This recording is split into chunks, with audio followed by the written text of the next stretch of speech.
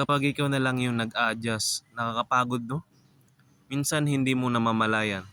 Unti-unti mo nang binabago yung sarili mo para lang hindi mawala yung isang tao.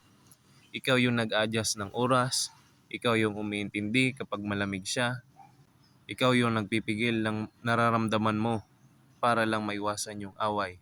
At habang ginagawa mo yun, ikaw naman yung unti-unting napapagod. Kasi dumadating sa point na parang bawal kang magreklamo, bawal kang masaktan, bawal kang mapagod. Dahil pakiramdam mo, kailangan ikaw lagi yung understanding para lang gumana yung relasyon. Pero ito, pakinggan mo to tonight.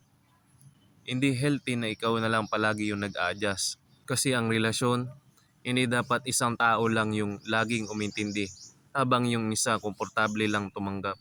At ang masakit, habang pilit mong pinapanatili yung relasyon, unti-unti mo namang nawawala yung sarili mo. Yung dating masayahin, nagiging tahimik. Yung dating confident, nagiging takot magsalita. Yung dating totoo, natutong magtago ng emosyon para lang walang gulo. At hindi dapat ganun yung pagmamahal. Kasi ang tamang tao, hindi kahayaan na ikaw lang yung napapagod. Hindi kanya gugustuhin ubusin yung sarili mo para lang mahalin siya. So kung pagod ka na kakapag-adjust, please remember this. Hindi mo kailangan baguhin buong sarili mo para lang manatili yung isang tao sa buhay mo. Kasi ang totoong pagmamahal, hindi lang ikaw yung gumagalaw.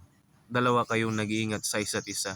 At kung pakiramdam mo ngayon, pagod na pagod ka na, okay lang huminto sandali. Okay lang piliin mo yung sarili mo. Kasi darating yung araw na hindi mo na kailangang pilitin yung sarili mo para mahalin ng tama.